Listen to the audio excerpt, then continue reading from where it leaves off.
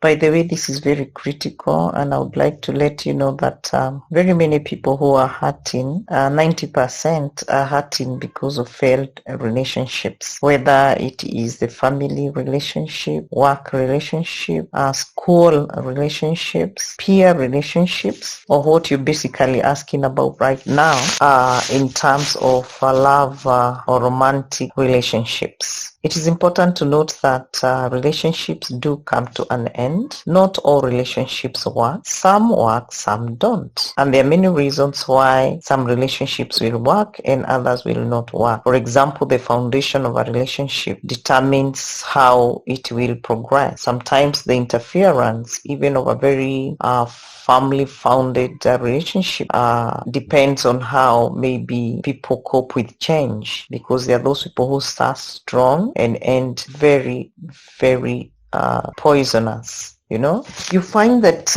the people who get to a level and believe and think that a relationship has come to an end, I pray that people get mature and assertive, and where they cannot fully open up to say, I want the relationship to end, that is where they need to seek the services of a relationship counselor or a psychologist, because there are those people who don't feel confident enough to openly share they want to end a relationship. And little do they know that that is when they hurt the other partner most, because the other partner keeps wondering, what did I do wrong? What could I have done right?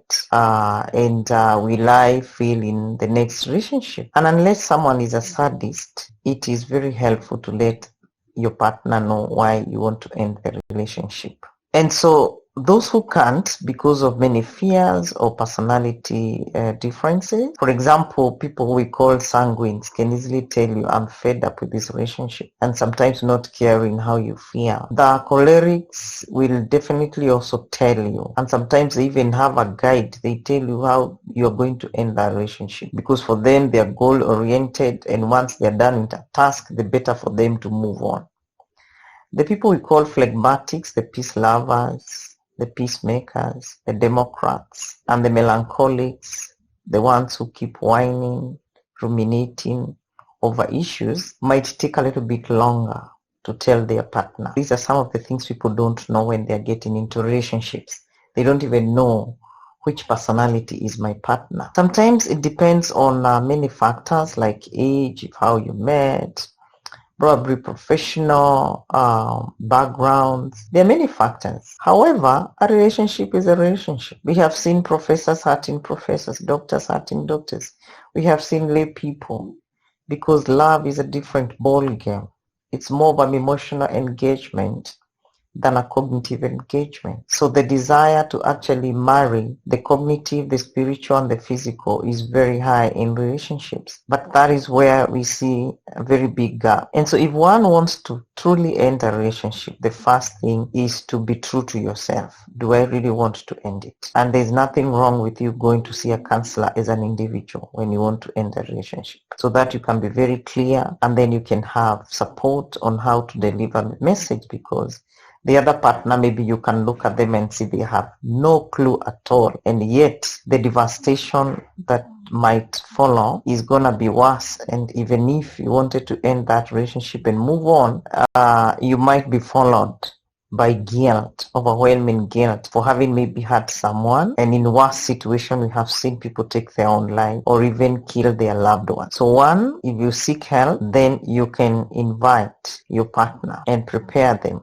nicely. Don't drop the bombshell, because they may not be as prepared as you are. And you can begin by highlighting how the relationship has trained you, and also asking them how they see the relationship, how they experience the relationship. It's like when you go to a counselor, the counselor gives you a step-to-step way of engaging your partner in a healthy way, and let them know the advantages of ending the relationship, despite the disadvantages, which are maybe ways you need to appreciate what you learned in the relationship, what you gained in the relationship. And it's also healthy to ask a partner, especially those who even stay together, share assets and all that. It's good to ask them how they would like you to share any maybe investments, because there are people who do that even before they are married. It's important to ask if probably there were even loans you had taken together. How do you settle bills? If there were children involved, how do you co-parent? Everything that surrounds that relationship should be discussed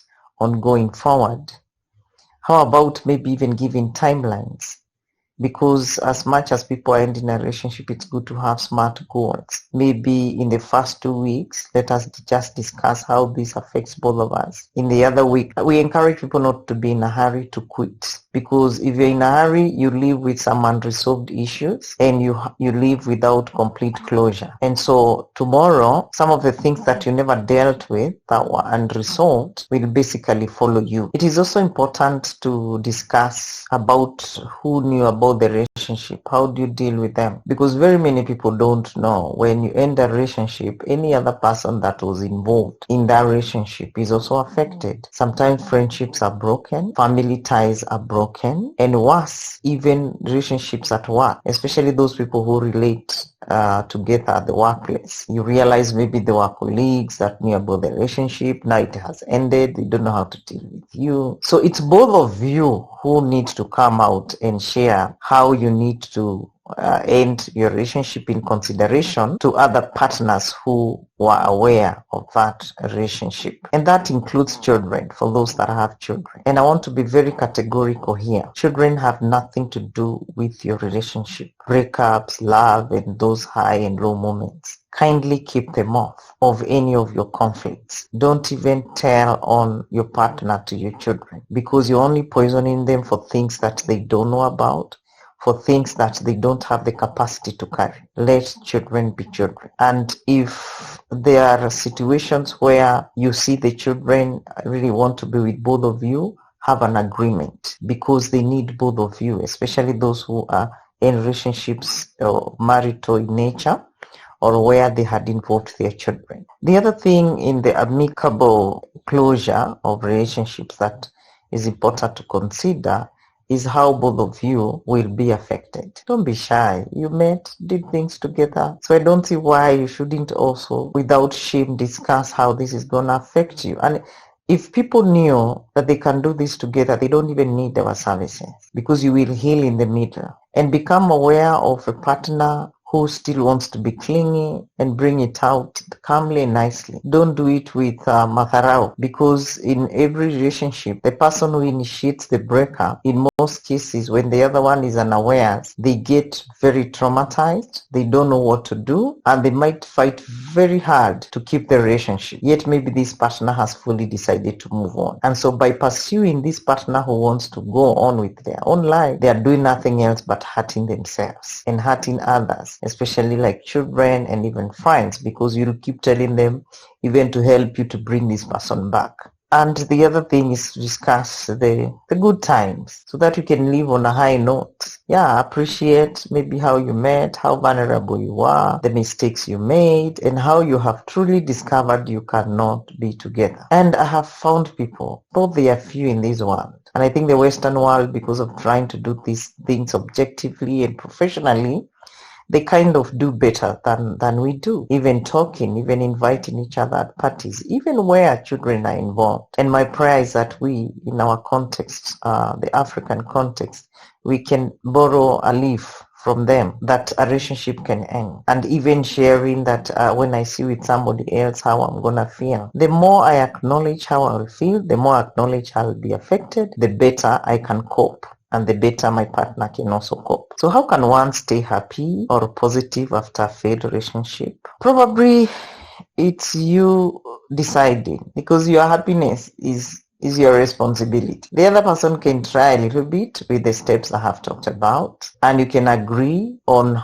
when do you call and for what, and also agree on decreasing the contact hours, physical or even telephone or even social media. There is nothing wrong even deciding that you are going to end any engagements in terms of even numbers. But in case there are children, let there be a very, very good MOU that for children, I can call you. If not you, you can even have a separate line where one can be calling to reach out to the children, because children have nothing to do with both of you and your worries and your fears and your loss and grief. They want daddy as daddy and they want mommy as mommy. And so you can agree without trying to hurt the other person. So when I say being happy is when you had your partner, all the energies were directed to them. And now that energy that was going to them should be channeled elsewhere. And that is why we always keep saying that before I meet someone, do I have a life of my own? Do I have a passion? Do I have an interest? Do I have a hobby?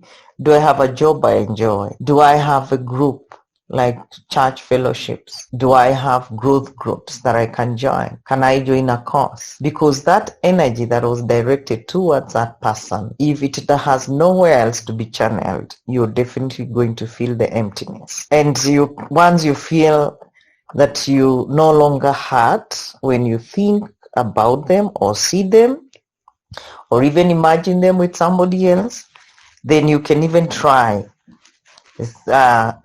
seeking other relationships, going out once in a while, but be true to yourself. Why closure is important is because people who don't have closure can take a long time before moving on.